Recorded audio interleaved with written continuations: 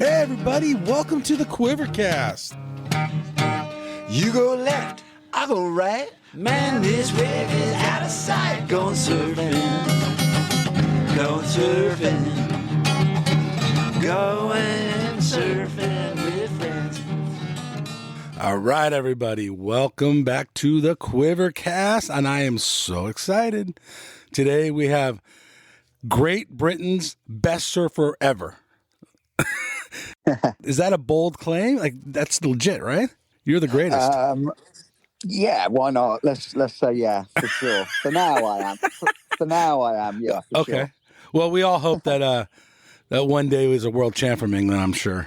Yeah, definitely. There's good surfers coming up, but yeah, I still hold that mantle, I think. Yeah, I think you do. I don't even think. I think I know you do.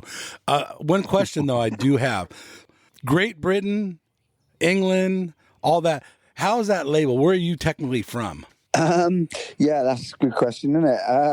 I mean, it's weird because growing up, you'd always do like the Europeans and stuff, surfing comps. So like, obviously you'd be in the England team and then you'd do the Worlds and go in the GB team, the Great Britain team. So, I mean, obviously you're proud to surf for both. Mm-hmm. Yeah, obviously it's an honor, but I guess for me, I'd more say England.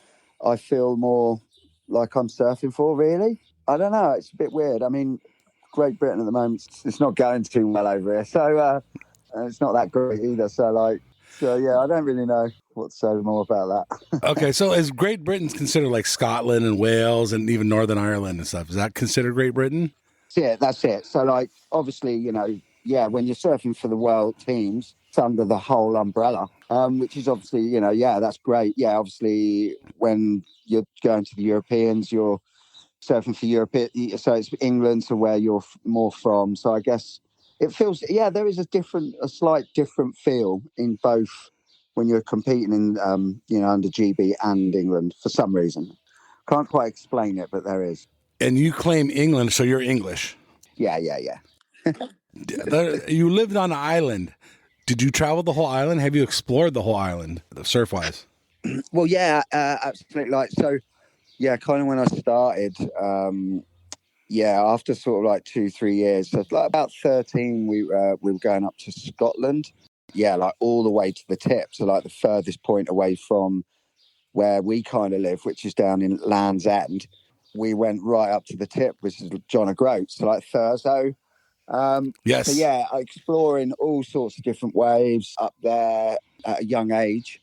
Wales, we used to surf a lot. Even Newcastle, back in the day, yeah, some of the comps we used to go up there, but obviously it's a lot colder. And so yeah, there's a lot more hardcore surfers, up there. They're a lot colder than down where I come from.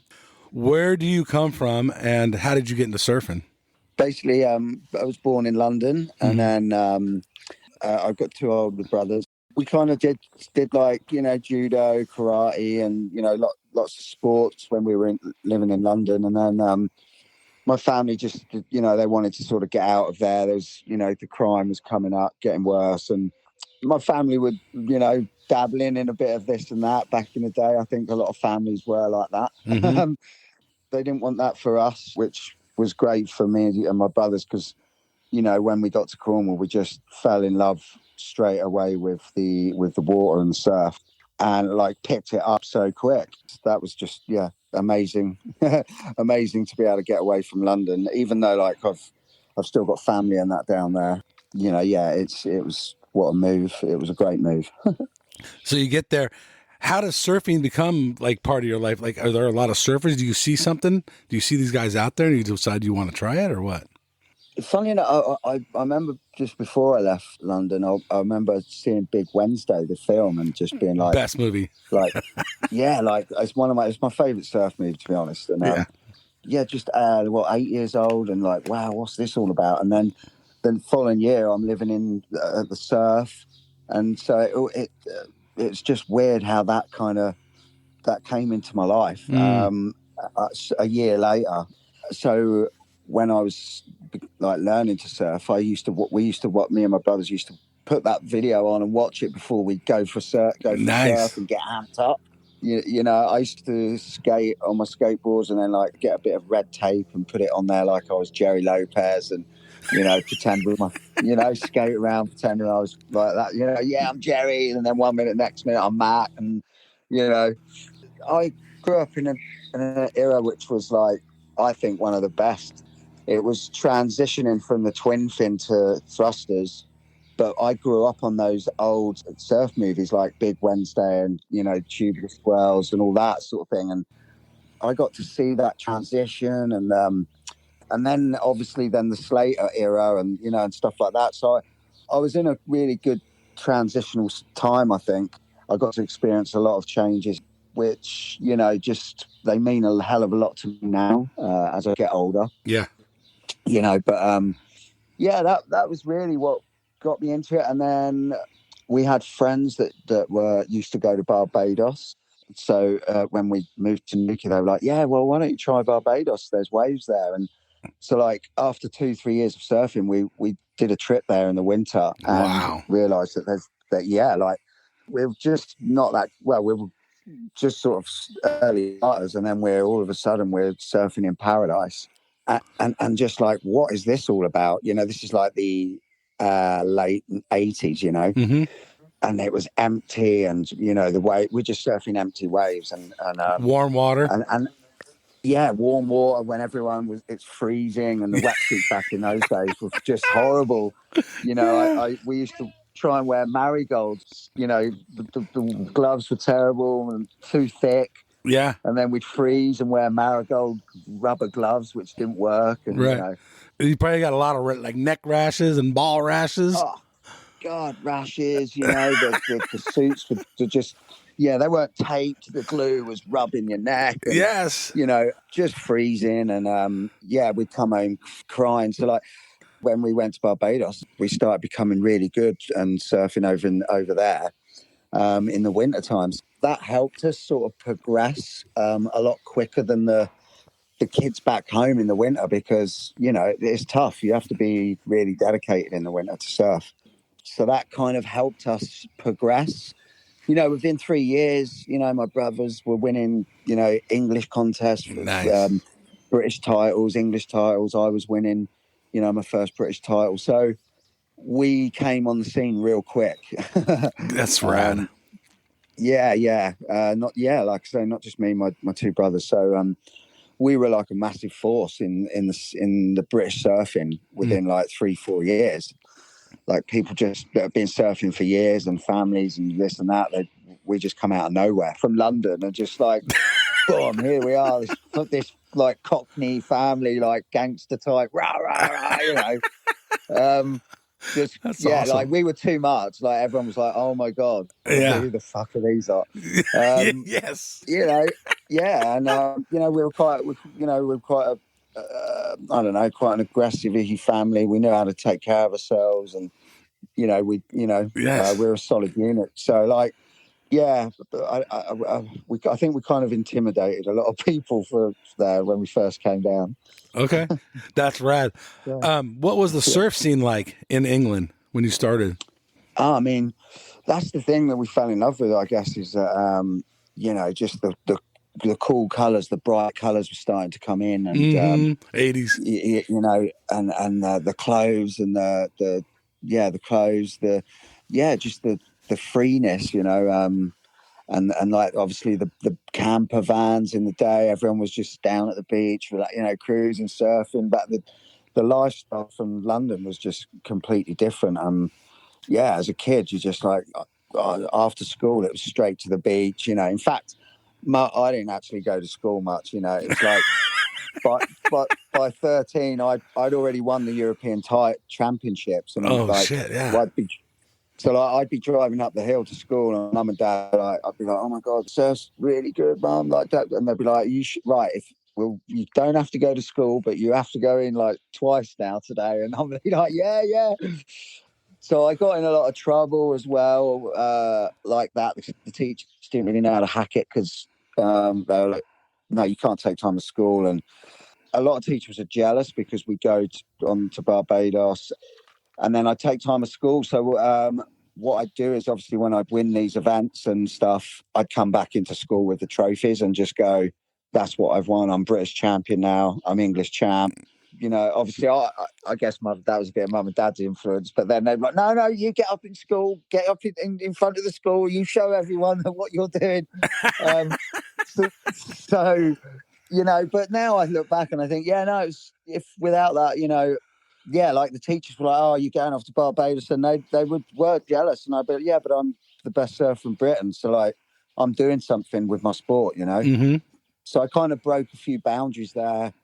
For kids nowadays, you know, starting to do good and doing well, they're like, you know, well, Russell Winter made it, and there's you know, actually surfers from this town can actually have a career out of it. So Yes. I think it's not just brushed under the carpet anymore. Mm-hmm. It's and I think I led the way for that a little bit in especially down in Cornwall. So yeah, so we had it hard, you know. Had to break a few boundaries there as well in that sense, you know. Yes, that's rad. Definitely. Yeah. Yeah. Did your brothers still surf? Both of them? Yeah, I mean they're obviously they had good, you know, a good early career, and then obviously, you know, they needed to get a proper job. So Right. really, yeah, they surf amazingly well still now. Wow. Cool.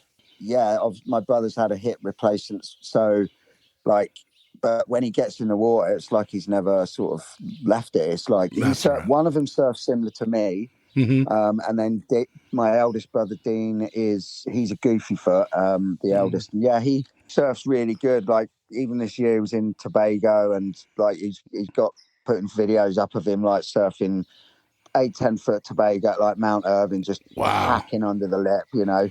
So he's like nearly 60. He's ripping. He's doing good too. That's awesome. Yeah. Right on. For sure, man. So as a teenager, you're working your way up the ladder. When do you start surfing internationally? So I guess like when you did sort of get all the amateur stuff out of the way. So I basically won everything that had to be won in Britain. And so like 16, you know, by then I was like, I know that I want to be a professional, and I knew the pathway to how to make the tour. When I'm 17, I'm going to win the EPSA European Tour, and then that leads you on to like getting wild cards into the WCT events and main event seeds in the QS. So basically that was your pathways. I basically knew what to do, and I said, right, I'm going to win the UPSA. I'm going to do 3 years, get my rating up, Mm-hmm. and qualify in 3 years, and make the CT. And I did exactly that in that time scale. Yeah, and nowadays it's a lot more. It's different now. They've changed it to regional, and Mm-hmm. you know. But back then it was like when I was trying to qualify, I was doing like 22, 23 QSs. Wow. And it was like, it was non-stop travel. Like you didn't have much time anyway. You were just traveling the whole year. Yeah, lots of comps, lots of money to get there. And, you know, but fighting all the way. Yeah, I just knew that I wanted to qualify, and that was my goal, and nothing else mattered really. It seems like even though I'm sure there's plenty of waves in England, it's not California and it's not Australia. It's not the Gold Coast. Yeah. So you Yeah. don't have maybe the guys to look at like they do if you're sitting and surfing Cara every day, or you know, or if you're surfing Huntington Beach Pier. Yeah. Did you have a local person besides your brothers? Obviously, you're looking at your brothers, but is there anybody else that kind of helped you guide, or did you see like what level of surfing you needed to be because it wasn't in front of your face? Yeah, like there was people in front of me that were like the local heroes and stuff. Yes. At that time.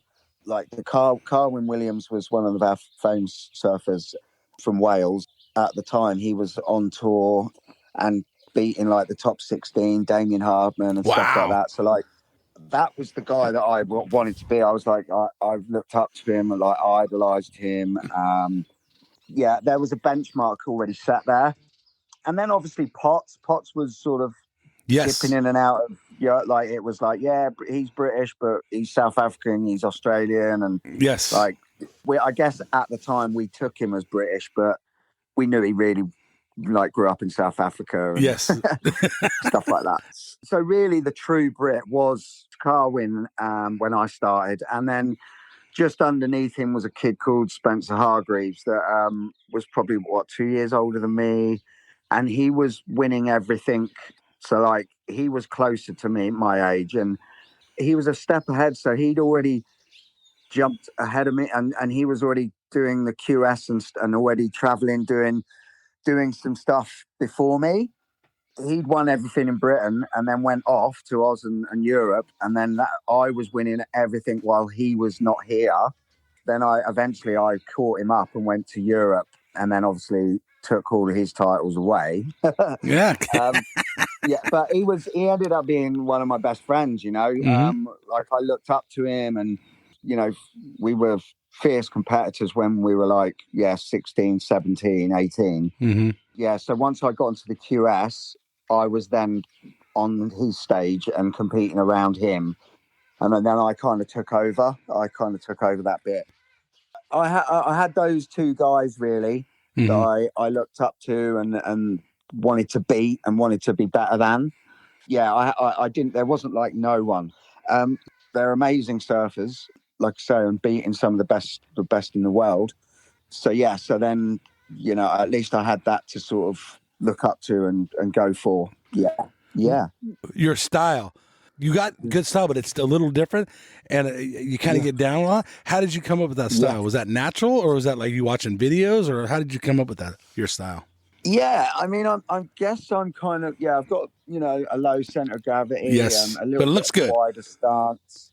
Yeah, I've got a wider stance. Back in the day, I guess I loved the power hacks and the laybacks, and that to me was like the most biggest. And you can feel the feeling of smacking a lip and laying back and giving it everything, and that's what I sort of grew up watching. And then the early Sonny Garcias and that was like, oh, I love that, So that was where I liked, and really, and then also like a hero with mine was Simon Law. So basically, Yes. he has a similar style. I actually started trying to copy Simon Law's style, only because he at 15, what was it? No, like 14 or 15. He came to the Boardmasters and him and Dog Marsh, and they needed a place to stay, and they ended up. We said, yeah, we can put someone up, and it ended up being Simon Law. Nice.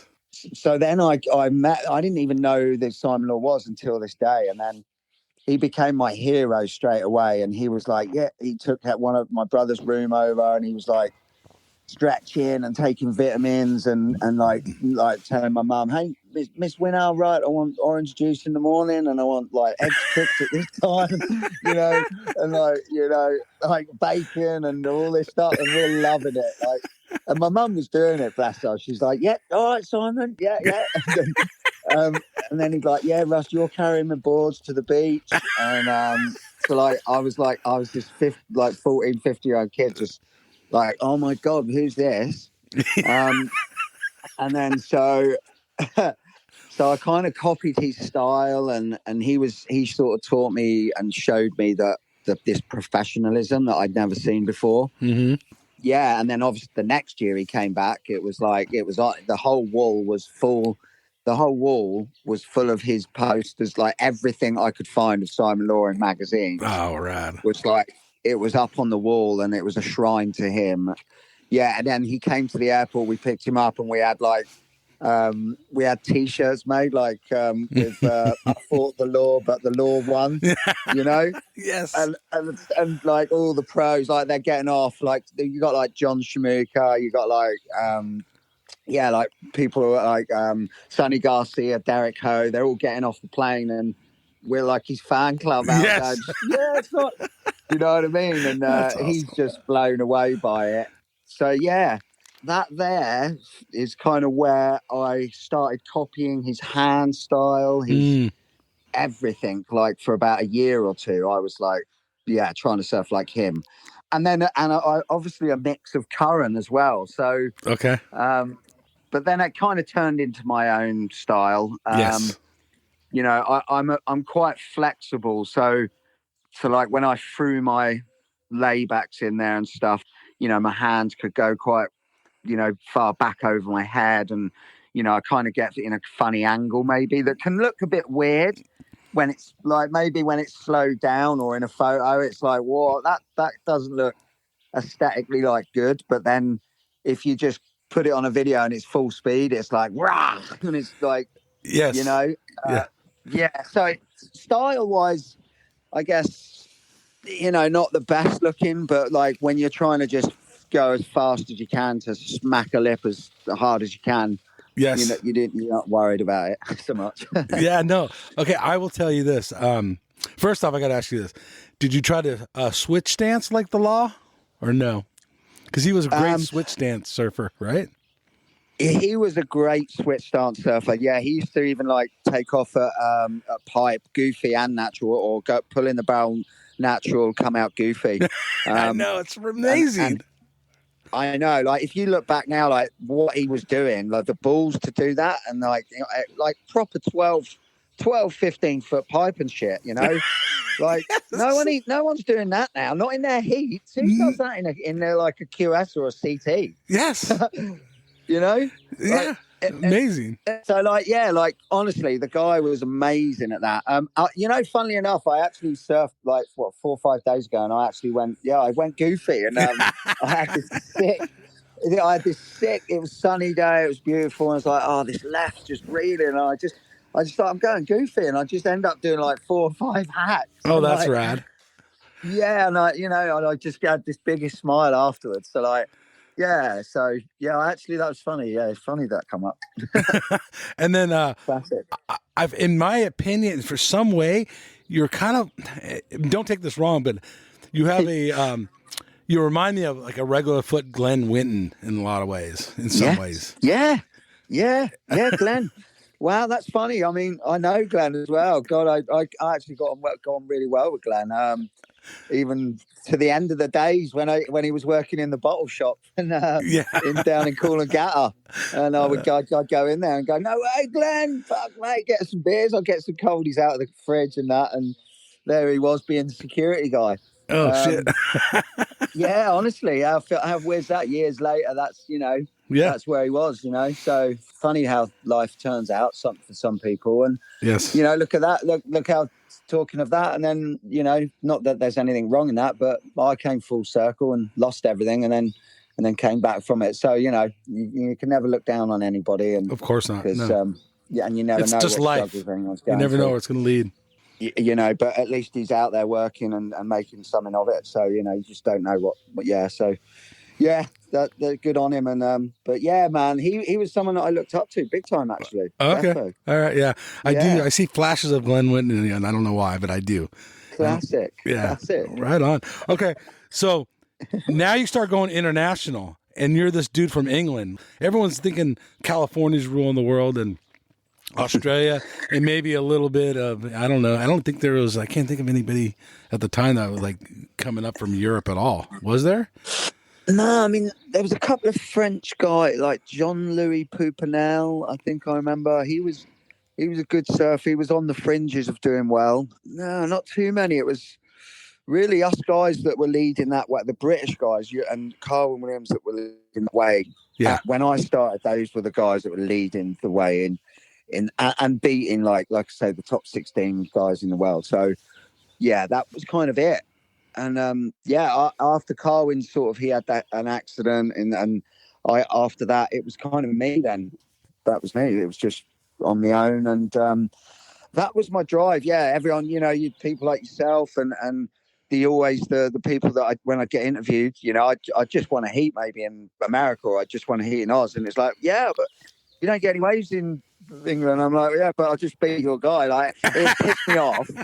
It would piss me off, and it would like make me more determined. Yes. And it would make me like, you know, and the interviews then would turn a little bit, because I'm kind of a dog eat dog type guy. Like, I love it. Just what I'm like, well, no, there are English. Yeah, we're good. Yeah, and like I get my back up a bit. Uh-huh. And I guess that helped me along the way. You know, I'd want to prove that we had waves. Yeah, we got crap waves, but like on its day, like so's California, so's like 100%. so's Oceanside, so's Huntington. You know, when I go there, it's 2 foot and the comp's crap. You know, Yeah. and you know, yeah, at certain points of the year, at certain times, it's not the right swells. You come to England when it's like out, you know, not summertime, and Mm-hmm. you're getting like slabs, you're getting beach breaks that are like A-frame pit in barrels, and you know, people are like, yeah, you know, this world's a big place. It's Mm-hmm. got water around, you know.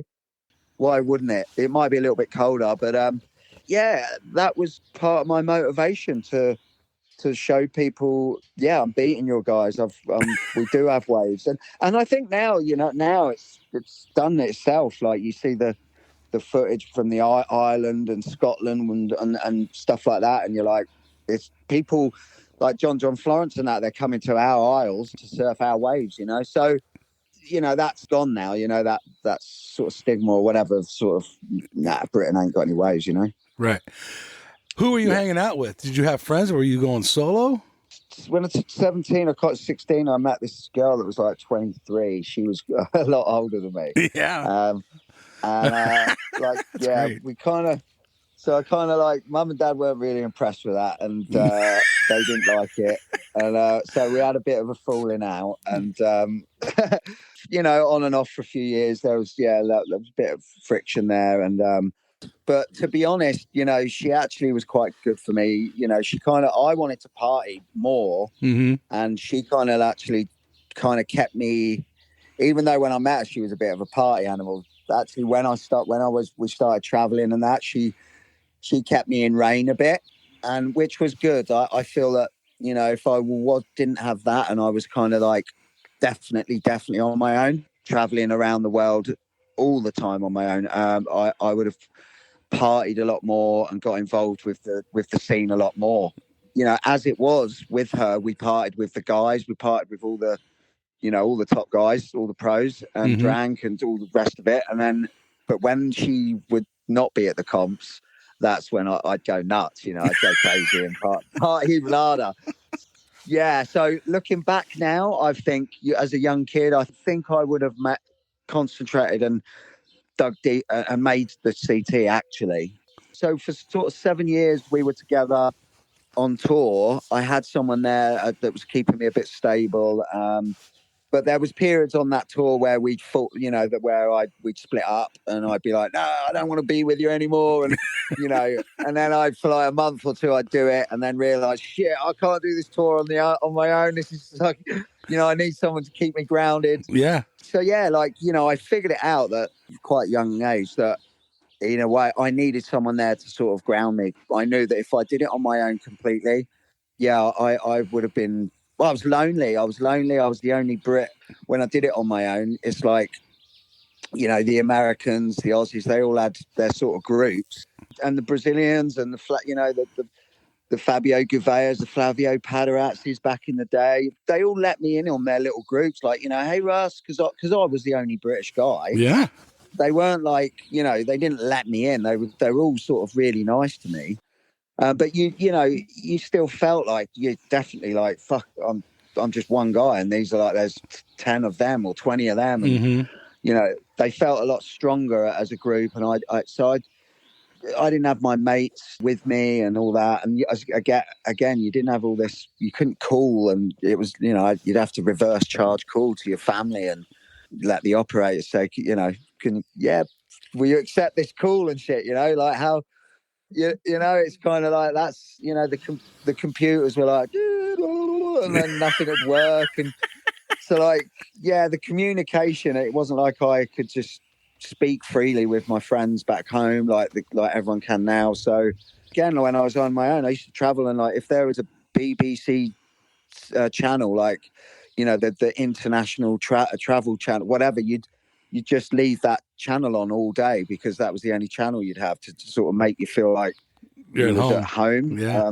and that you could hear a British accent just to make you feel a bit like, oh, that, you know, well, yeah, make you feel comfortable. I don't know. It was quite tough. Yeah, it I was bet. tough. Yeah. Sure. You're traveling internationally. How's your success level? Is it what you thought it was going to be? No.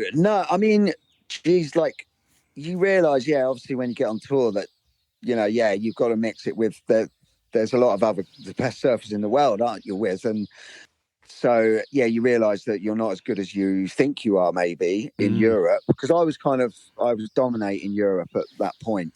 So yeah, it was a bit of a shot. You're like, okay, I kind of accepted that, like, if I was made it and was the first British European surfer, that's pretty big accomplishment anyway in itself. So to making that and then realizing, geez, I'm on the CT tour and I'm one of the elite surfers, and kind of sort of plateaued a bit. I guess I kind of felt like, yeah, I've achieved it. No one else has done it. I'm happy with that. And with the partying side, I was so involved with the alcohol was such a big part of my life that I knew that if I stopped drinking and that I trained hard, I could be a top 16, top 10 surfer, no doubt, every year, through and through.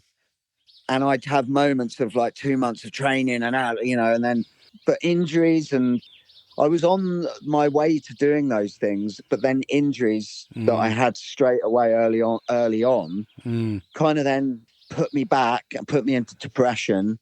And then the goal of the dream of this training and this fit Rocky type training and doing all that sort of then went out the window when the injuries came. And then it was like, depression, fuck it, drink. And then that original goal of what you had sort of kind of slipped away. And it was like, I'm just happy with, right, I'm on tour, I'm fucking up, I'm having a few good results here and there when it comes together. I'm beating some world champs. I'm beating Kelly Slater. I'm beating Sonny Garcia. I'm beating, Yeah. So, but, I'm beating great guys, but just not consistently because I wasn't consistent enough in my life. I was, kind of up and down in that sense, in the drink, the drugs, the training. It was all just up and down, spurts and spouts. So, but I believe if I was solid and I never drank, I would have been top 10 easy. Because let's face it, I was, I beat eight world champs when I was on tour. I was beating some of the best world surf, and I was giving myself a handicap the whole time. Being the only British European, and I was still beating them and getting fucked up like they were. I feel that if I'd have gone full on, 100%, I just believe that my surfing, my power surfing and everything, I think I would have been right up there, Yeah. I believe you. So yeah. But yeah, that, like I say, the injuries and that it didn't help. It didn't help at all. Okay. Looking back on it now, and then we'll get into the sobriety, but was it fun partying, or do you look back now and kind of, it sounds like you kind of have some regrets, maybe? I don't know. I don't want to speak for you. Yeah, no, absolutely no. I mean, God, there was funny moments like all over the world. With like, you're in rooms or you're in a club, you're jumping out in bushes with some of the top world, your surfers in the world. You're like, do you know what I mean? There's all sorts of shit going on. So yeah, back in the early days, that was fun, and you didn't realize then that you had an addiction, or that you were using this substance to mask problems. And it was fun at that time. So yeah, those moments, I don't look back and go, regret them. But I think there came a point, I guess, around about, I don't know, I mean, I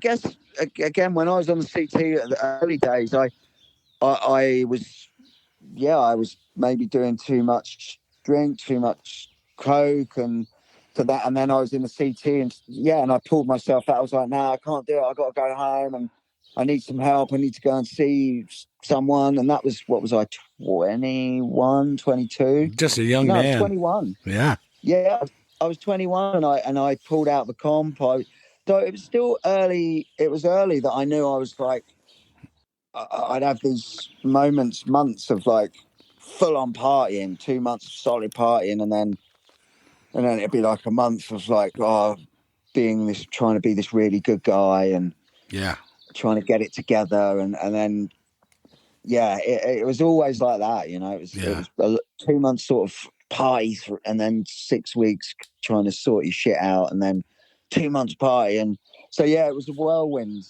So, yeah, good times, then regret, good times. It was tough, Yeah. Yeah.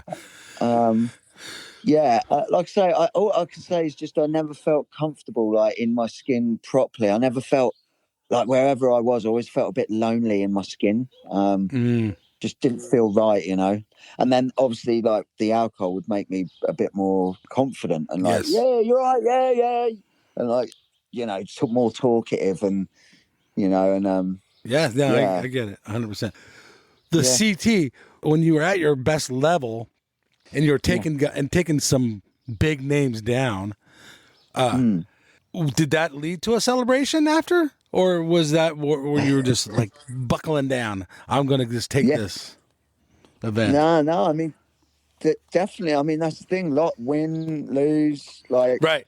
it kind of Always for just me, it was happened. kind of yeah. Like at a win, you'd party like harder, and then and it would be like 2 or 3 days. It all depends who you'd be with and who'd last at the event. You like usually the guys that lose in the first rounds and that they're partied, and you're in at the last day. They've already had 2 3 days on top of you. You're joining in fresh, and they're going for 4 or 5 days, and then you're just and then it all depends. So, but I guess you're like win, lose. And then for me, because I hated flying, and I think a lot of surfers did, you drink to get on the plane and because you're scared flyer. So then you turn up to events kind of hungover, you're just getting sort of those 2 days, 3 days before event, you're getting out the alcohol, trying to not drink as much. And then, you lose, then you're straight back on it. And then, or you win, and then at the end of the week, you're still partying and you're straight back on it. Yeah. And then you're straight back on that plane to the next comp, really, really hungover because you've made the final. So you've partied. So, it worked. It never worked. Yeah. It's like a vicious circle. It's a massive vicious circle. And the more comps you do, the more flights, the more partying, the more losing, and the more lonely, especially when you're on your own. I guess not talking to your family, you're growing up on tour, 16, 17, 18-year-old kid, 19, partying with grown men that you've looked up to, that Yes. you thought were like these heroes. And like even me when I got on tour, like Simon Law, like he was this guy that was taking vitamins once in my house and stretching and drinking orange juice. Yeah. Next thing, he's partying out, and I'm in a club with him at 4 or 5 in the morning, going, "Fuck! I didn't know he did this." I'm Yes. 18 years old, and he's like, we're all out in these clubs, and I'm like, "Shit, that's what they do." Fucking hell. Okay, it's you know what I mean. So quickly, you're thrown It's a culture, it seemed into like that. back then. The surf culture. Yeah, yeah, that's what everyone was doing. Like not just everyone, except for the Brazilians were more smokers, and the Americans weren't really. They kind of were a lot calmer, or hid it better. And then the Aussies were just raucous, and I kind of joined in on that crew. Yeah. I kind of joined more in on that crew, like and the Americans were a bit more professional, and all at some stages of my life, I was joined in on that, on those moments, and so I got a bit of taste of everyone, the Brazilians and the Aussies, but I kind of was more like an Aussie in that fact that we were drinkers, just fucking go for it, and Right. So I kind of fit in with a bit more of those in that sense. How did you have time to dial in your equipment and your tickets to the next destination? Because you were probably doing all this on your own. I'm assuming you didn't have a travel agent. I'm sure. Yeah, obviously, I kind of had my wetsuit sponsor and the Gull wetsuits, which was a proper British brand. Yeah, the GUL. GUL, yeah. So, and no one really took me on at that time. Everyone was going 100% with like billabongs and that. It was all like 100%. You had to go with wetsuits, clothes. but for me, it kind of didn't work that way. So I had to keep finding like clothing brands separately to sort of keep me going on tour, and then your sunglasses, your shoes, and stuff that kept all those together, like was enabled me to get on tour. And yeah, I used to basically book like look at the contest calendar every year, go right, I'm going Australia, Brazil, like I'm just following the whole tour, and then when the QS would stop, and I'd be like, right, well, there's nothing really going on, but America's got the Bud Tour going on, and right, I'm going to America just to keep active and surf like against Matt Archibald and people like that, you know. Why wouldn't you? And Chris Brown wraparound and shit. So like, so I'm just like, yeah. So I'm like, I'm going to America, and then so when I got to America, Gary Linden actually ended up coming up to me and just going, "Hey, do you want me to shape your boards?" I was like, "Yeah, hell yeah!" Like this Hell yeah. legend, Gary Linden, ended up like, yeah, saying, "Yeah, you can stay with me and stay with my wife, Wendy, and my kids." And How rad. so yeah, like so, like literally, then every year, like when I was traveling through America to to like Huntington Camp or like going to Hawaii. I'd spend like 2 or 3 months and stuff like, or a week here, there in Oceanside at Carlsbad and staying at the back of his house. Oh, that's so nice. Yeah, so I had the run of it. He'd give me his car, his van, and I'd be surfing up and down to San Diego and up and down everywhere, you know, wind and sea and up, you know, San Clemente and just anywhere. And that was a cool time of my life. Like, yeah, just getting to up to Seaside Reef, Ponto, and doing some of the comps there, up and down, some of the like amateur comps. Yeah, getting to know the Americans. Yeah, it was sick. That was a sick time of my life, actually. And actually, that when I was in America, that was when I didn't drink as much. I was more like there was less partying, there was no drinking really. Like with around, like I'd had a few beers around Gary and that. It was it was so much more family orientated when I was with him. Okay. Yeah, he was kind of like at that time, I guess, another person in my life that I guess I didn't have around, and so I took a lot. Like he was like a father figure, I guess, at that point. And I liked being there and sort of grounded around at that time. So yeah, so that was great. I mean, those years were amazing. Oh, I love those guys still. I love them so much. Yeah. What did you think of his boards? What boards were you riding before? And like, did it change your surfing at all?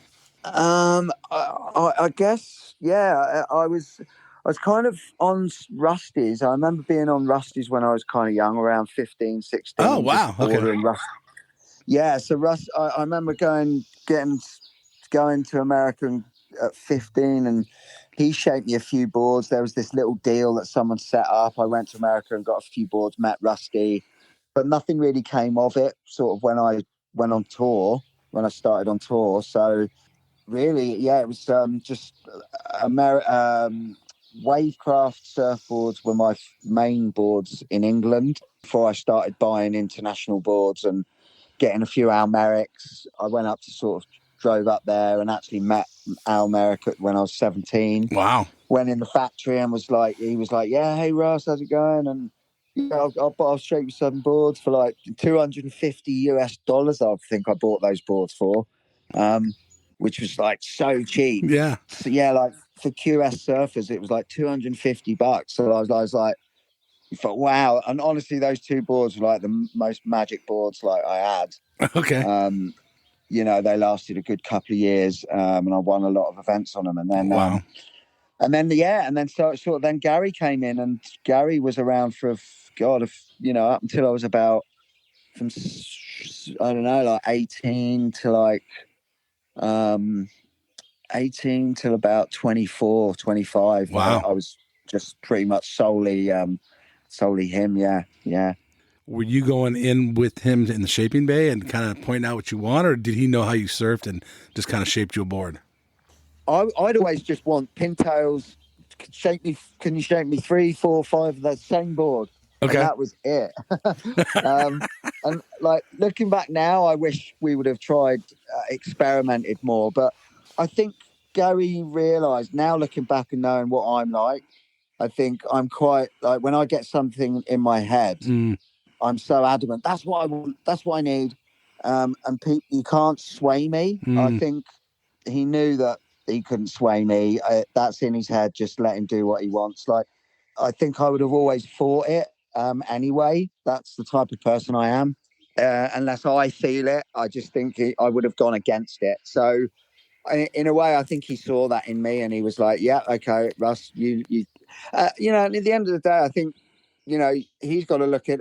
Maybe he did look at it from the point of view of, well, he's the only British guy, European, that's made it, so he's special in that way that he's the only one that's done it. So he's doing something right, you know. At the end of the day, and that's what I believe. You know, I could have made a lot of better decisions and stuff, but it always. Not that it's a massive ego, but I have to blow my own trumpet. You do have to sort of give yourself a bit of a pat on the back and 100%. say, well, look, you have to say, well, look, I am the first. I am the only one that's done it. So don't beat yourself up. Like you give yourself some credit, you know, 100%. So, yeah. So you know, what you say means something because you're the only one to do it. You had to find these things to make you make that in the first place, to believe in yourself. So, don't stop it, you know. Why did you like the pintail so much?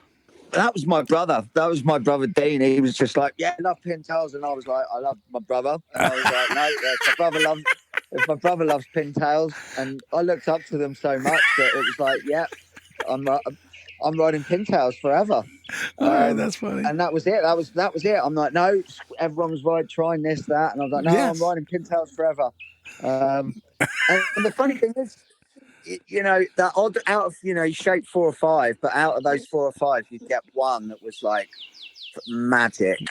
And that magic pintail would score me 9s and for single turns, you know, on tour. Like, that's amazing. When I beat some of those guys, that magic board was the one that beat the top 10, the top 10, top 16 in the world. And so that's that single turn when you're scoring 9s and that, you're like, yeah, that's the sick board, you know. And it was magic. You kept that board on, you know, like it was like gold, you know. Yeah. So every now and then it works, you know. Yeah, totally. What's your most memorable event through your career? It could be a QS or it could be a CT. Wow. I mean, yeah. I guess there's always a couple. Like, obviously, scoring a 10 in the final is getting a sick barrel. You know, like it was the best barrel of the day. It was like so deep, so throaty. You know, I dropped in and just, you know, when you're so deep, you're like, oh my God, this is a deep barrel. And then you're like, oh my God, I'm still going. And it's like, and then you get spat out. It's like the reaction as well was like, you know, even in free surf, you get barrels, but that was in a heat and you're like, you knew it was a good one. It was meant and it was deserved. So, like, that for sure had to be one of my best moments. What event was that? That was in Thurso in Scotland. Okay. Which is a really good wave. It looks really good. Yeah. Yeah, 6-star prime. Waves were like perfect offshore, just A-frame spitting barrels. Can't get better than that, you know. Right. Sort of 4 to 5 foot. So, and when it's won in quality waves, it's not just about some waves you can scrappy win a final and it can be shitty onshore waves and small, but when it's won in quality, sort of, you know, you've got to take off, you got to get a pit, you got to know, you know, you got to ride that deep pit, you know, and stuff like that. It challenges your surfing, and then it sort of shows your quality that you're not just a surfer in shitty beach breaks, you know. You can do a bit of everything. That meant a lot, and obviously getting the sword is the trophy. The sword is such a cool trophy to get. That was in itself was like, yeah, man, what a trophy, you know. I'll never forget that. Yeah, definitely that. And even though just recently, just the getting through that heat and beating some of the young guys in America, the American guys in just recently in Barbados, that was, I didn't win, but that was almost better than a win, you know. And that's just recently. Yeah, just in February, just gone. So like, that felt like a win, more than a win, because I was sober. That's the first event that I've done since I've been sober that you know, I've got a massive interview, beating some of the top top youngest guys in the world trying to Yes. qualify. Yes. To me, that's like, wow, I'm beating guys that are trying to qualify on the Challenger and stuff. So That are decades younger than you. Decades. yeah, No, absolutely. you're Yeah. ripping hard. Which, well, I guess we could jump ahead. So, well, if you actually want to finish that thought on other events, because I do have a couple questions. Well, yeah. I mean, let's say another event. I guess there's you got to win events. I guess I won some good events. One in Portugal. Yes. Irasira on again. Great long right hander that sort of gives you the opportunity to show your surfing. It shows your flow, your power. It's a long wave. So like winning events that you have to string maneuvers and stuff like that. Show your repertoire. Yes. That kind of meant a lot winning that. I've made a lot of finals in great ways like Reunion Islands, great reef breaks. So that made got seconds and thirds, a lot of those finals that made me qualify. So yeah, and at Fistral, winning Fistral at my home break in front of my friends, family, and all that is, you can't get better than your hometown, home crowd. But yeah, great memories, some great wins. But let's move on. Yeah. I wanted to talk to you a little bit, and it has to do with sobriety too. So I don't know how you're going to group it all together, but you come in your 50s and smoking kids that are 20, 30 years younger than you, and doing it in a dominant form, like fucking ripping, literally. Yeah. Like every 50-year-old should look at you and be inspired by you. In my opinion, I'm 56, but 55 actually. Yeah. I'm inspired by what you're doing and just going out there and at least giving it a fucking go, first off. But secondly, killing it, like legitimately ripping. Yeah, thanks. No, thanks. I mean, again, like in the spirit in me and the as you're speaking, you're saying, I'm like, yeah, but I know for a fact that I was on I've just got with a new shaper, so I know my boards are going to get better. And also I was fit, but I'm fitter now and I know I'm going to get fitter. So like in me, I'm like, oh, you wait till next year. I've only that was just the start. That's just the beginning, I've got more in me. So I'm still competitive bugger, But yeah, like I put a lot of hard work in and, like when I made this decision 2 years ago to get sober and that, my sort of rehab, my goal was to hang in Barbados, and knowing that comp was there and that the possibility, I was thinking, what if next year I'm like fit, I lost all this weight and imagine having a good result in it. And so I kind of manifested it for like a year, 2 years. And I was going to go in it last year and then I was like, nah, I'm not ready. And I pulled out of it. And then when I went back this time, when I started up to my training and I was like, you know what, I think if I got a few good waves, I could do some damage out of there. So, and my friend said, go for it, get in it. Yeah, I'm so glad I entered, and it just solidified sort of in a way all the hard work that I've been putting in. It meant the world to me in so many ways. Yeah, so many ways I can't explain. I think anybody that's lived as long as me and you and to kind of turn life around, but also is what you're doing is inspiring a generation possibly. It inspired me. I'm stoked on how you're ripping, so I can only speak for myself. Yeah. You kind of, as you were for Britain, kind of everyone was looking at you. I think, and I feel more people know your story. They're going to be looking at you and watching you and inspired by you. Well, no, this is, and that's, sorry about the pressure.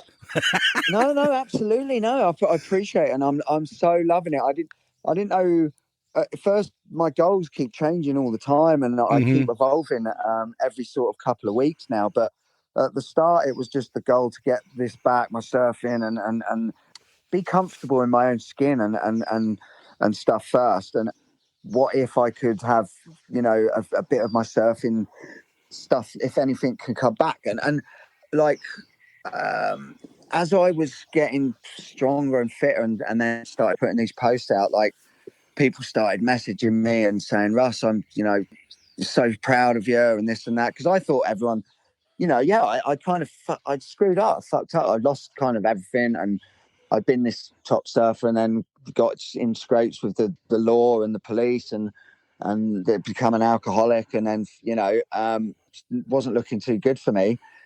Divorced, separated, single dad, blah blah blah. It's not looking great. And then to come out of that, people saying, right, you've changed my life. I've stopped drinking because of you. And these are guys that I don't know. And then ex-surfers that I've known that were on tour with me, certain people like, saying, Russ, you're helping me, like, to inspire me to get back on. I've been drinking this, I've been doing. And I'm like, no way. I never would have thought some of these people would have been got like that. And now I'm giving them advice, and I'm having to think about what I'm saying. But not only that, it's like when I get those messages through, I get like goosebumps, and I'm like, fuck, man. And I get this euphoric feeling, and I'm like, people are asking me to give advice, and I'm like, I feel so proud that I can be able to. I'm in a position where I've really worked hard on myself, and that happy and confident and comfortable now in myself that I'm willing to give them all of me to try and help them, because I know how horrible that feeling was. As I've had it for such a long time in my body, and that when it's in your blood, you just can't get rid of it. You can't get rid of this feeling, this uncomfortableness.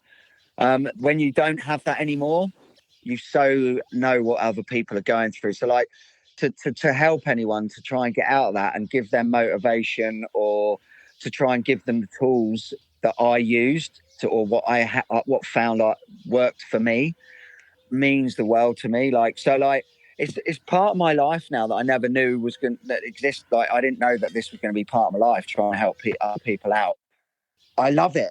I love it. It keeps me like, I could be training and that. I'm training, I'm doing like, and I'm sweating, I'm dripping, and then, all of a sudden some posts come through from like I say, CJ Hobgood or Kobe Abbott, or like, even other surfers, like coaches now, Matt Benrose or someone. They're like, yeah, Russ, mate, you're inspiring me, rah, rah. And I'm like, I start shouting in the room as I'm dripping. I'm going, rah! And I'm like, oh my God, that guy's just messaged me. And then I'm like, I'm feeling the love, you know what I mean? Yeah. And I'm just so proud of where I've come from, that I thought all these people might not like me anymore. And like, I thought, nah, he wouldn't like me. And now they're messaging me. And then I'm like, you know what I mean? I'm training at the time. And then I was like, fuck, I'm doing 50 more push-ups. Yeah. And it's, honestly, believe me, when I see that, it just, every day I'm like, I'm up, I'm doing it, I'm training, I'm like, it keeps me inspired too. So yeah, like I say, I just don't, I keep evolving sort of, and wanting to do more every month. It's just changing all the time. Yeah. Yeah. Yeah. Well, let's go backwards a little bit, and I don't know if you want to talk about this, but what made you change your mind of being in a drinking state of mind, and what made you want to go sober?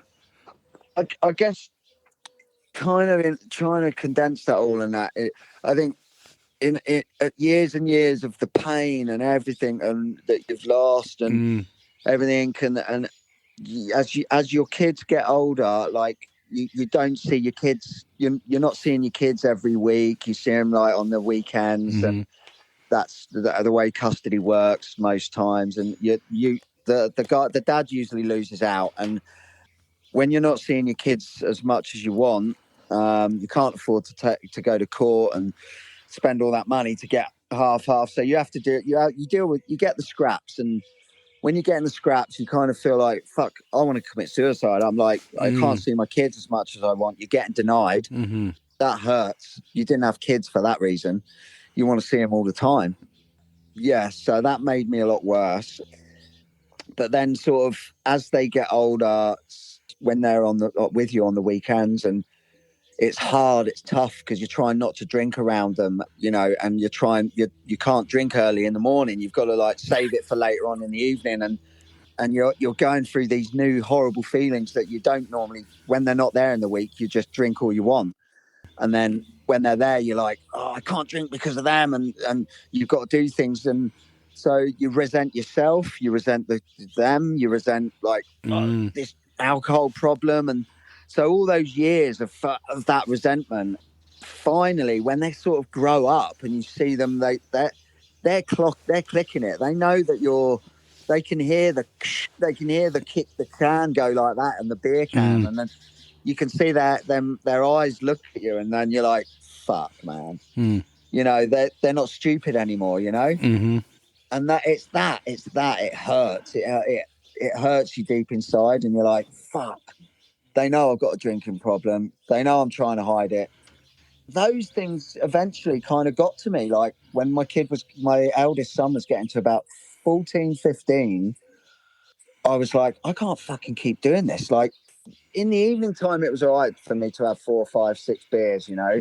But if I'm cracking one at lunchtime and he can hear it, you know, that's when I'm like, right, he knows what's going on. He's not stupid. There's always a constant beer, always, wherever I was in the room or somewhere where there's always a constant beer. How can that one beer last from 1 o'clock till 5? You know, yeah. Like it's always freezing cold. You know what I mean? And so they're not stupid. And so you're trying to hide it, sneaking in this one beer that's actually 5. Right. And then you get to 5, 6 o'clock, and then you're like, oh yeah, now I can have.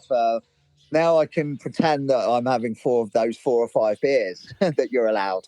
It's a silly little mind game that you're playing. This addiction game that you're playing with that you know, on your shoulder, that devil on your shoulder. Yeah. So it was my kids growing up. I was like, no, man, I'm not having this. I'm not having this. You know, oh, it's killing me. And one day I said, fuck, you know, I got to change my life around. And then it was that. And then it was really me wanting to see my kids more and being more manipulated by not being able to see my kids through the exes. You know, I had to say, you know what? I'm out of here. I'm done because you're going to kill me. I'm fighting for my kids and then you won't let me see them. I have to go now. I have to go and get on my own, get my life back. I made a decision that no, I got to move on now. I asked my eldest boy if that's all right. I want to, you know, I got to move on and get I want you to come along with me. He said, yeah, he's 100% for it. I've got another kid with another girl, and he's a bit younger. I was going through the same problems of not being able to see him, and he's a lot younger. I'd already been through this with my eldest boy, and it was happening all over again. I'd already been through 15 years of it with my first ex. My other boy was 10 years old, and I was asking for more access to see him. It was denied. I had to cut him a bit out of my life, which was one of the hardest things I've had to do. Yeah, hopefully one day he'll see that I had to. Otherwise, it would have killed me. I would have probably committed suicide because it would make me so angry. Yeah. So I had to just like, nah, that's it. I'm not going to go through this again. So yeah, I'd already experienced that way of life, and I knew I couldn't hack it anymore. So yeah, that's when I kind of made that decision 2.5 years ago. I just went that, bam, bam, and hopefully my son will see that Dad's this positive guy that that's changed his life around. That people are ringing up, people are getting in touch with and asking for help. That he's an inspiration to many people over the world. Yeah, I would say so. So hopefully he'll see that his dad is a lovely, good, strong guy.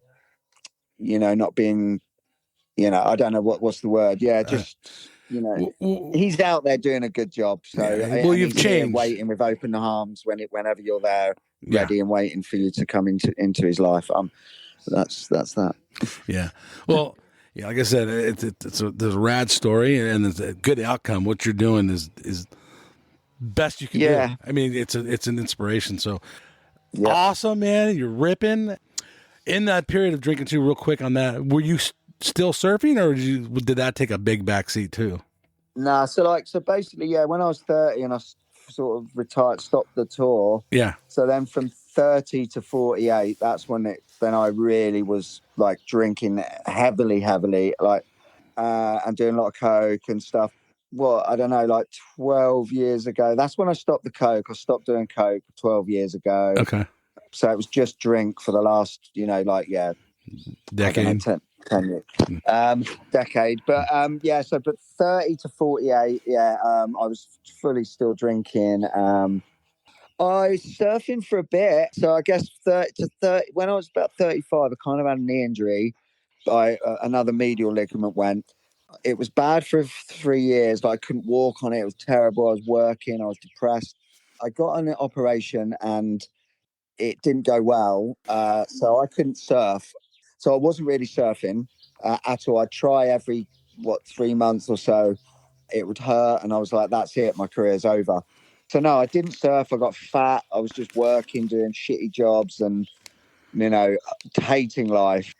When COVID happened, it was like 2020. Yeah. And I was nearly losing that house. That's when I had to sell my last house. I'd lost 3 houses already. Mm. It was my last house. I valued it and was like, right, brilliant. I'll sell it and get out of debt. So yeah, really, it was like 5 years ago that I sold it, got my knee fixed, went private. I went private, thought, right, let's try this. Yeah, as soon as the guy fixed my knee, I was like, oh my God, I actually can surf again. Nice. I've got no pain. That was it for me. That was like, right, I'm pain free. I can actually get my career, like some kind of, not my career, just go surfing. Yeah. Go surfing, get sober. So that, that was it. But believe me, like, when I decided that and I was getting sober, I had pieces of A4 pages, like the stacks of them, like where for years, for like the last 18 years of when I was drinking, like I'd write down when I was drunk. I'd walk around the house talking out loud to myself when I was drunk, crying. I'd write it down. Fuck. I'd be like, fuck, please. Why are you drinking? Do it for your kids. Fuck's sake. Do it for your mum and dad. Do it for this. You don't know how thick of pages I had. Where when I decided to get sober, I looked at all through them, just going, wow, wow, wow. Reasons behind why to get sober. Like, can hardly read most of it because I was pissed out of my head.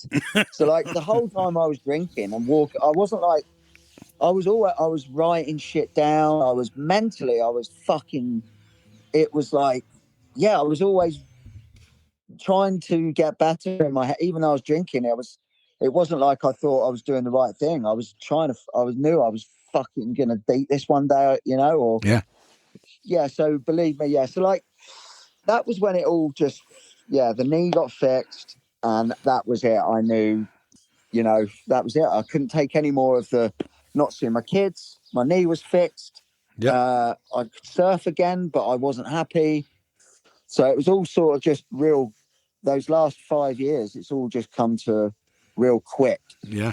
Yeah, I'm glad you did. I mean, you sound so happy now. I mean, are you happy now? I guess is the question. You sound happy. I'm sure you have bad days still. We all do.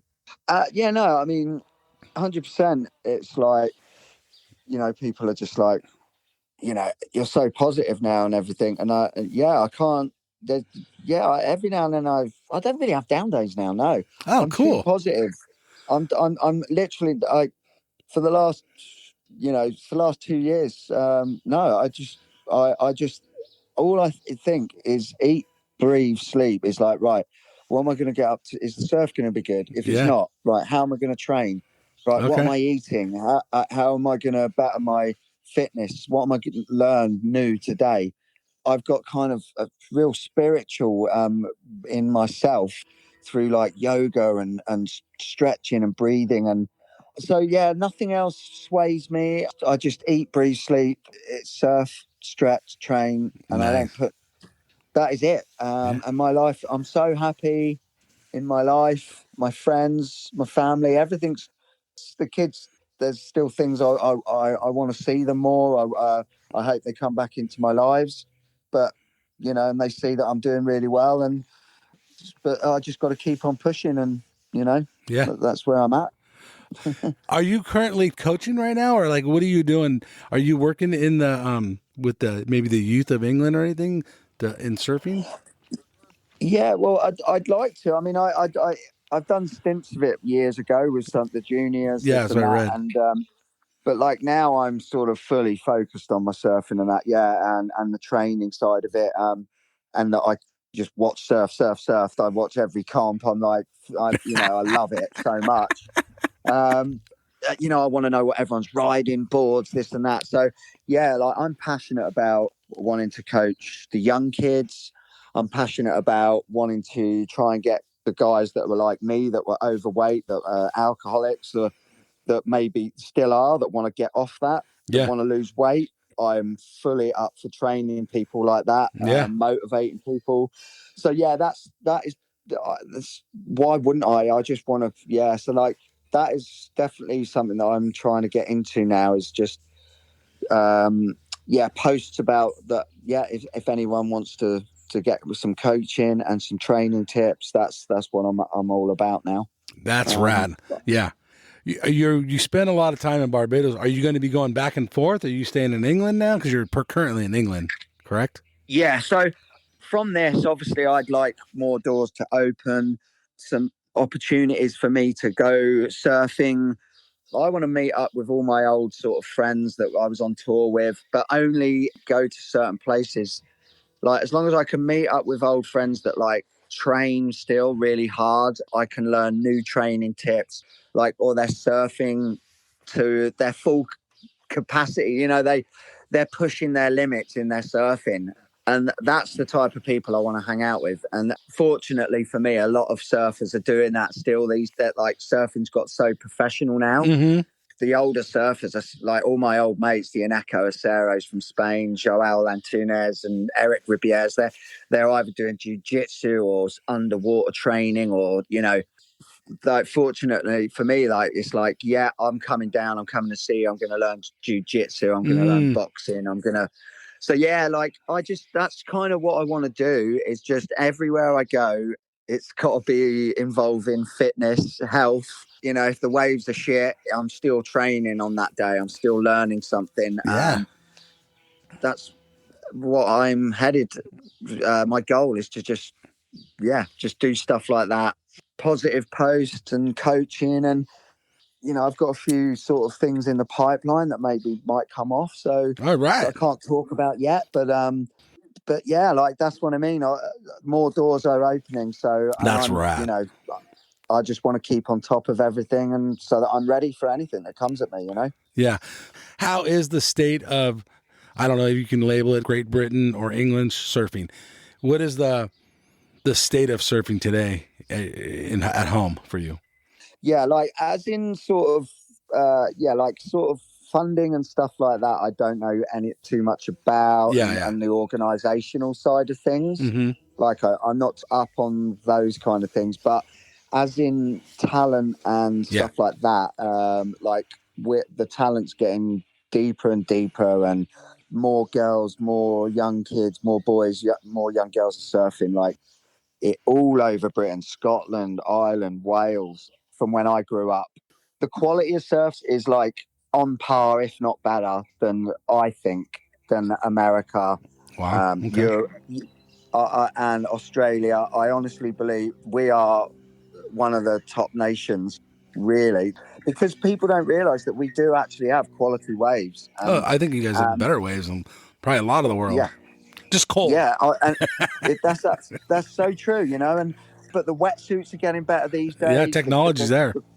The technology's there for it. So our surf, the winter surfs are a lot more easier for us now. Europe, you've got Portugal, you've got the waves are so close, but world class waves. So yeah, our standard is really high. There's not one kid that's not doing airs or air reverses and stuff like. And I'm like, what the hell happened? I was out of the scene for like 15, 20 years, and like the last 4 or 5, I've like started to take notice, and it's like I'm in another world. I'm like, what the hell happened? Everyone's just boosting and boosting, and I'm like, shit, man. It's like watching a surf vid every day. It's like what? So believe me, like watch out, everyone. The world, we've got some quality surfers. Our newest surfer, Lucas Skinner, is our youngest. Hopefully, he That kid if rips. the part inside of if that doesn't get into his head and it doesn't take over. Hopefully he's our next. He's going to go far. He's an amazing surfer. He is. I've seen him. So yeah, let's hope that hopefully he's strong and he's got good support behind him, and he's the next one. Watch out, everyone. We've got some talent. Yes, you guys do. And then let me ask you about the WSL, like from watching it from a TV perspective, like me, just watching it online. Is it a different tour than when you were on there? Does it look different, feel different, or does it look the same? I mean, I'm glad they've changed it back now to the cumulative points. Yeah, where the cut-off thing and everything, and like, Carissa Moore losing those world titles, stuff like that. Yeah. That's such a shame. So yeah, I prefer it this way. It's getting, sometimes it was getting a bit nice. I like, I'm glad you said that. Yes, too nice. In my opinion. But I've recently seen a few little. The priority system actually now is bringing a bit of aggroness back into it, and I love some it. interferences and stuff like that. So it's creating now some sort of some rivalries that weren't there before. Mm-hmm. And like back in the day, there was a lot of that because of the priority, and that you had to hassle to get the inside of the wave. There was none of this priority shit. So yeah, I like a bit of this aggro-ness coming back in, a bit more feistiness, a bit more, because everyone was just high-fiving each other for a while, and everyone's like, yeah, bro, coming out and hugging each other, and I'm like, man, you're supposed, I know it's doggy, but even in the water, it was a bit too nicey. Mm-hmm. So I'm liking that. I thought the priority system was like, didn't get to everyone chose their waves, but actually the priority, there's many ways of using it now, and it's so it's causing a few problems, and I'm liking it. I'm actually liking it. Yeah, I feel like I think we need some competitiveness. It's fine to have a handshake after a heat. But you want a little spark, a little fire, and I love it. You want a few people running up after and throwing their boards at each other and going, up the stairs and behind each other, and like pointing fingers. Come behind the back here, behind the stages, and that's what I grew up with. So, and I agree. I was there with Andy Irons and Mick when he punched him and all that stuff. That was fun. That was spicy. That was lovely. So it's good. A bit of that coming back into it. But what I do love about surfing is the professionalism, the training aspects of it. I love that side of it. That's, because you're going to see the best surfing then, that's what we want to see, is the best surfing, and that they are athletes now. So that's great for us as watchers, I do think in the surf culture, in our normal lineups, it can be anywhere in the world, really. There is feistiness, and you are fighting for your waves. Yeah. And I like to see that in competition. I guess it's the same. Yeah, no, I mean, sometimes like it just annoys me. Like back in the day, if you get a wave, you're paddling back out, and then I get out to the lineup, and I prefer to, like, some people haven't got the guts to then go and paddle straight back and then paddle around someone and try and take priority get on the inside and get them for that next wave again. I hate having to paddle out and now, all right, this is your turn now. Like, no. Like, fight for it. You go for it, fight for it, and like that. There's a wave of a couple of meters just up there, and you're both paddling for it. And who's the stronger paddler, or who's more aggressive? I like that side of it, where through the heat that there is no priority, and I just prefer it that way. I don't like the priority as much, I must say. I prefer it like you just have to battle it out the whole heat. Let's bring it back to you in your heats recently in the Barbados. What kind of competitor were you? Were you the nice guy in the lineup, or were you doing exactly what you're saying? You were fighting for every wave. In my heats, normally I'd never really hassle anyone until like the last sort of 2-3 minutes of a heat if I had to. But what I try and sort of surf my own heat and sort of surf away from people and try.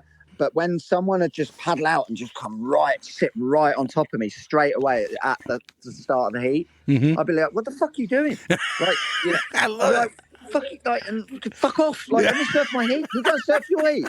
Why?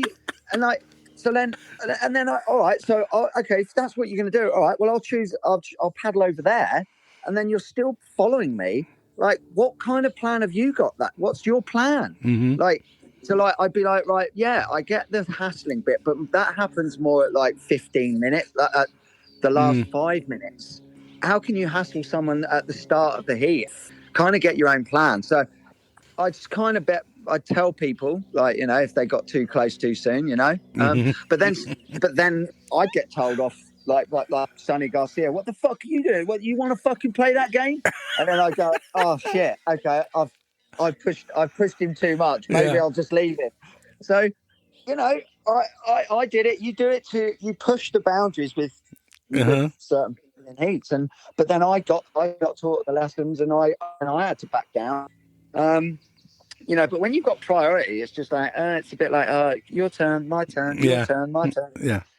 But yeah, so it brings out that aggro. It brings out this side of you that you don't, I think you need in surfing, this aggressiveness. I think you need that fight. And then it teaches you to go off and learn how to punch. It goes like how to defend yourself. Like, and we had to learn in different ways then of how to get our confidence, because it was a bit more dog eat dog out there in the water then. Yeah, and then again, it was like, where do you come from? If you come from North Shore, you're not really going to hassle your Sunnies or your Hawaiians in your heats, because you got to go to Hawaii at the end of the year. Right. You know, all that comes into play. Or Brazil, you can't hassle them because you're going to get jiu-jitsu fucking... Yeah, and the crowd will get you. Go there. And the crowd will be after you. The Americans, you didn't really... There was no... Or the Aussies, you'd have a proper scrap with the Aussies. The Americans didn't really fight. So, and that would just be more of an argument. You know, that would just be more verbal with Americans. So everyone had their different ways, and you just so you knew how to take all the different countries and what kind of reactions you had. Okay, so, fair enough. And I just tried to fit in as this one little English guy trying to fit in amongst all these other mentalists. Yes. It's all a mental game also, along with surfing. Yeah. But when you're in Barbados, you were surfing against guys that may be closer to your kid's age, and you're in there in your heat. How are they looking at you? Were they looking at you like, who's this old dude and they didn't know who you were? Or how totally, yeah. Absolutely. I mean, they didn't know who I was, and then I've got them in the heat, and I had a good wave, a sort of average wave in the first heat, and then I scraped through the first heat, and then the second heat I had a first good wave. It was really that second wave when I had the second wave. They were scared. They were like, "Oh shit!" I started paddling around. I thought, you know what? I'm going to paddle and sit on Blue right now just to see, like, to make him feel scared. So I paddled around him, and I had him rattled. He was like going, "Oh my god!" What? And then I sat right in front of him. Then I moved to the side. I was shoulder to shoulder, and then I started giggling to myself, just going, you know what? I'll stop this, right? And I paddled off and paddled away from him. But I just wanted to see what his reaction was, and he just did not know. I could see in his face, he was what the fuck? I love it. But realistically, it was like when I got on land. That was when I beat one of the guys, and I heard him walk past my car, and he was like, "Fuck!" And then straight away at that moment, I was like I knew I'm just ruining some young kid's like career that's trying to qualify, and it took me back to when I was trying to qualify, and some of the older guys fucking took me out, and I was like, damn you fucking up, you know. and I remember it, and I felt sorry for him, and then so like it gave me a buzz, but I did feel sorry for the poor bugger, because I know how hard it is and how expensive it is to get to places, and I just ruined his whole sort of dream. So, and then I've got these other guys, American guys, I'm like learning all these new names. Yes. And they're like all coming up to me, like three of them, like, "Russ, you're a fucking legend, man. Like, it's so lovely to meet you," and like giving me hugs and shit. And I'm like, "Yeah, boys, yeah." No, that's cool. Yeah, and then other guys coming up, giving me hugs, going, "Man, I so needed to hear what you said on the interview." And like Wow. on the glass. Like, Wow. you've made my day. And like, some people I made cry, and I'm like, it meant the world to me. That event was just like, that is probably, well, to the stopping the alcohol is my biggest accomplishment ever. And Mm-hmm. then, but then to sort of get that across an event, beating young guys at an event, getting that message across was like, I think that's the best moment of my life, you know, like, because I'm sober and clean and I can remember everything, and it has to be the best moment of my life, you know. Yeah. 100%. I could totally. I picture that. Yeah. Yeah, it's yeah, totally, mate. Stab Magazine is kind of for the last, I don't know, a few years, but kind of following you too, kind of telling your story. Even the Yeah. Beach Grit has kind of been telling your story. Besides Kelly Slater, how many other 50-year-olds are you hearing in the press, in surf press? Not many. Well, that's, yeah. I obviously, when Kelly when he was 50, like, he did Yeah. the pipe thing, didn't he? I think, and And that's huge. it was like, and then they mentioned me and at 50, and I was like, what? Actually, and then you think, well, who is doing that at 50? And I'm like, beating young guys. You know, obviously, I know there's surfers at 50 and older than me that could do the same, if not better. Mm-hmm. But it just so happened that I was in the comp, and I'm lucky enough it's me, you know, and that what journey I've been through, and it was just timing spiritually. Someone up there above, you know, is looking down on me and going, you know, this is your moment. Yeah, I took it, and I'm, you know, I'm blessed. I'm blessed to be able to do it still, and yeah, that means so much, doesn't it? You know, to be Yeah. 50 and sort of people talking about you're one of like the oldest 50-year-olds in the world. Yes. You know, and then you know what, and then it just, and then little things like clicking my head, like, fuck, man, I wanted to commit suicide 5 years ago. Why the That's hell, gnarly. you know? And you're like, what, you know, what? And now look at you. It's just incredible. So yeah, so I'm blessed, man. I'm totally blessed. Yeah, no, totally. And I think the story's going to resonate with a lot of people in our generation, maybe even older or even a little younger. I see the change in you. Well, on social media, you're kind of telling Yeah. your story of the last few years, and it's Yeah. it's a great story. But yeah, I really feel like even if they don't message you, you might be changing people's lives. So it's pretty Yeah. rad. I love it. Yeah, no, absolutely. Yeah, honestly, it not that I would ever give up now. I couldn't. It's just, it's in me now. And Yeah. I can hear that.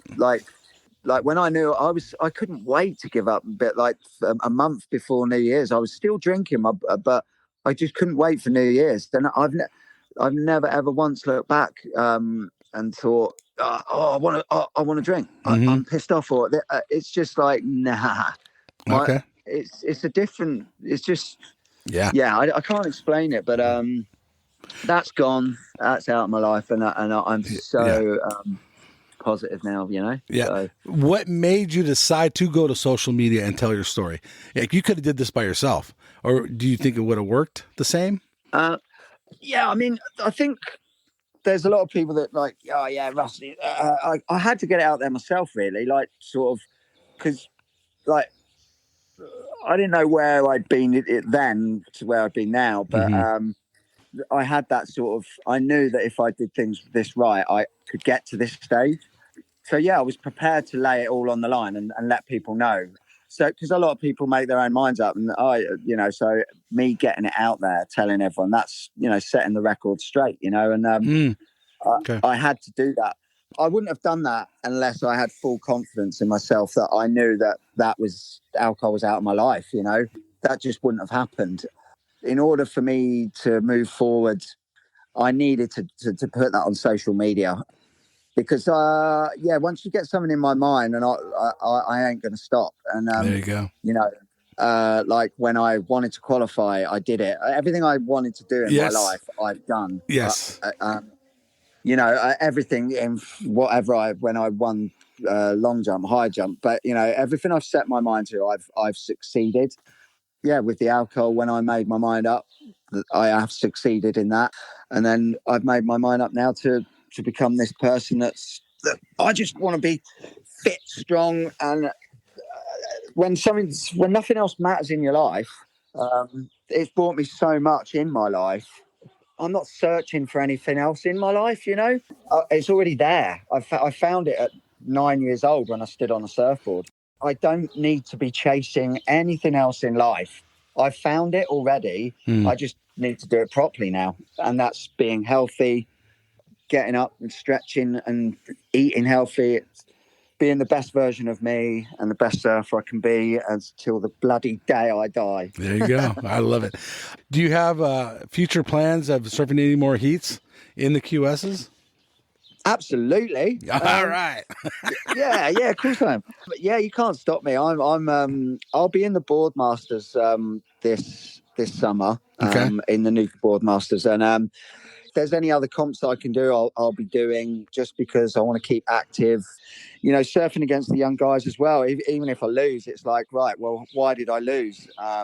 What did I do wrong in that heat? Was it my fitness? Was it my choice of waves? You know, so I'm always going to be learning, even if if they smoked me, then they smoked me. Because if they do ever hold a World Masters event, I want to be ready, you know, so for that event. So yeah. So that's why I'm trying to keep active, fit, and so that when I want to win that world gold for Britain, for because I think it'll be under Britain. But for England, for Britain, yeah, I want to imagine taking a gold medal home after all these years, that'd be awesome. winning World Masters. That'd be awesome. Yeah, so that's in the back of my mind. Like that, like, on an everyday basis, it crops in my mind when I'm training, when I'm surfing. That on an everyday basis is there. Like, don't forget, you're waiting for this event. So my goal, yeah, that could be another 4 or 5 years until they run it, but I don't care. I've got. That's just going to make me stronger, because I will. It will not. That doesn't go out of my brain. Right on. So yeah, everyone better watch out. That's I'm right. letting them know. So everyone my age, they better crack on and get on my program, because I'm going to be dangerous. There you go. I love it. Right on. Yeah. Well, Russell Winter, man, you are inspiration. I love your story. You keeping down with the surfing, and I'm stoked to talk to you. So thank you so much for coming on the QuiverCast, man. I really appreciate it. Yeah, man, that's been a pleasure. Yeah. Absolute pleasure. Thank you. All right, everybody. This is Mike and Russell Winter, and we are out of here. Thanks for coming on. You go left, I go right. Man, this wave is out of sight. Going surfing, going surfing, going surfing with friends. Ride this wave to the shore. Paddle out, I'm gonna catch 10 more. Going surfing, going surfing, going surfing with friends.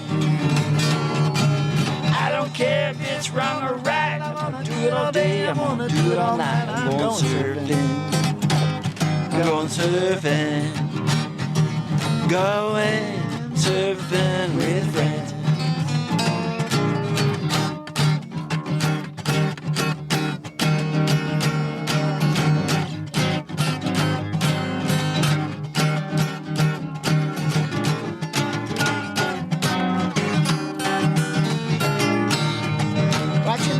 On my way, it's a beautiful day. I'm going surfing, I'm going surfing, going